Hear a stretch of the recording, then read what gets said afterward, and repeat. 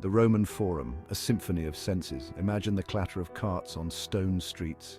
Smell freshly baked bread mingled with the sweat of laborers. See vibrant silks draped on stalls, tempting wealthy matrons.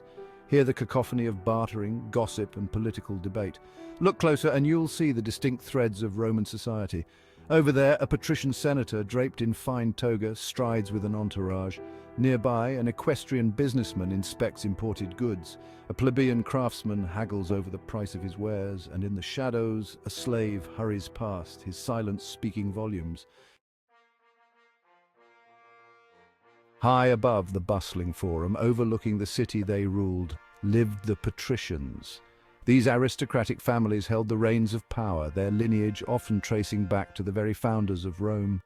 Their luxurious villas, adorned with exquisite mosaics and frescoes, stood testament to their wealth and influence. Life for a patrician was one of privilege and power. They held a monopoly on political offices, dictating the laws and policies that governed the Roman state. Their days were filled with matters of state, attending senate meetings, commanding legions, and dispensing justice. Education was paramount, with sons groomed from a young age to inherit their father's mantle of power. Grand banquets overflowing with exotic delicacies and fine wines were a common occurrence. Chariot races at the Circus Maximus and gladiatorial combats at the Colosseum provided thrilling entertainment. The patricians, with their lineage, wealth, and power, formed the apex of Roman society. Descend from the patrician heights into the bustling heart of the Forum. Here, amongst the traders, merchants, and financiers, you'll find the equites, Rome's equestrian class. These men, though not of noble birth, wielded considerable economic clout. Their wealth, often amassed through trade, tax collecting, or large-scale farming, rivaled that of the patricians. The mark of an equestrian was the right to wear a gold ring, a symbol of their status and financial standing. They were the entrepreneurs of Rome, financing ambitious building projects, equipping legions for distant conquests, and ensuring the smooth flow of goods throughout the vast empire. Their shrewd business acumen was vital to Rome's economic prosperity. While barred from holding the highest political offices, the equites exerted considerable influence through their wealth. They could sway elections, fund political campaigns, and even challenge patrician dominance through economic leverage. Their entrepreneurial spirit, coupled with their financial prowess, fueled Rome's expansion and sustained its growing empire. The heart and soul of Rome belonged to the plebeians.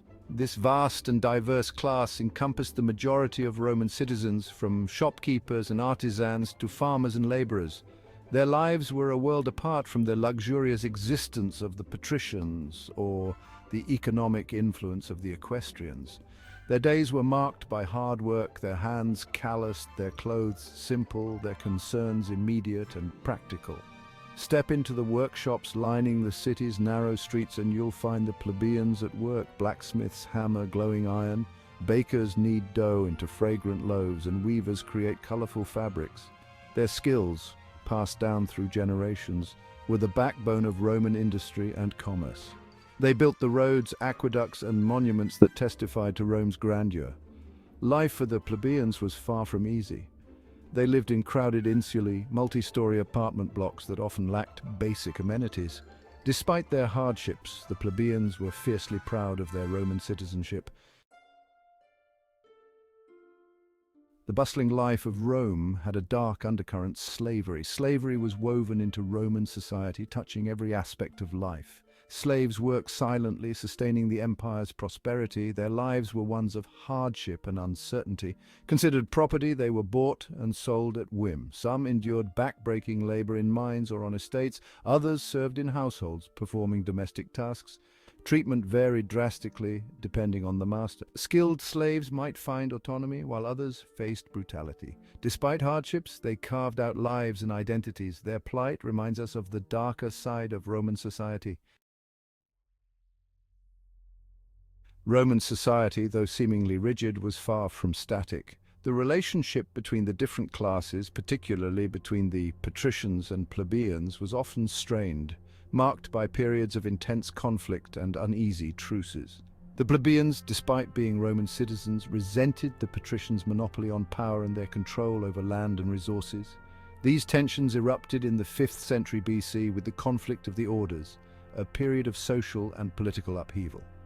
The plebeians, demanding greater rights and representation, seceded from Rome on several occasions, refusing to participate in the army or government until their demands were met.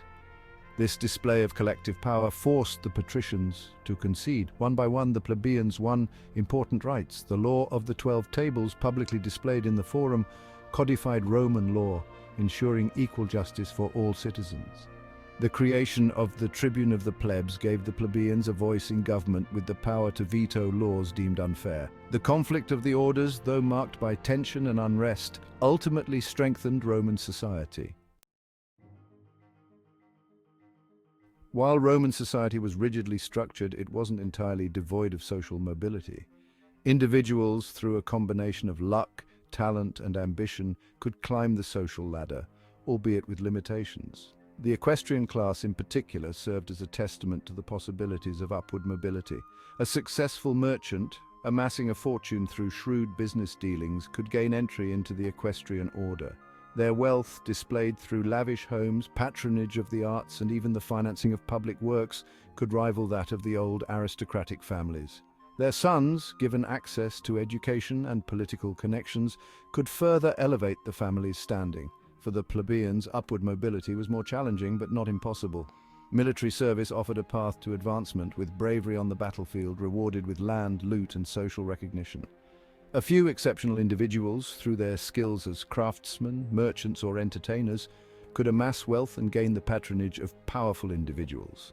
However, true social mobility remained elusive for the vast majority of Romans. As the sun sets over the Roman Forum, casting long shadows across the ruins, we contemplate the enduring legacy of Roman society. The Romans created a civilization that left an indelible mark on Western civilization. Their laws, language, architecture, and political institutions shape our world today.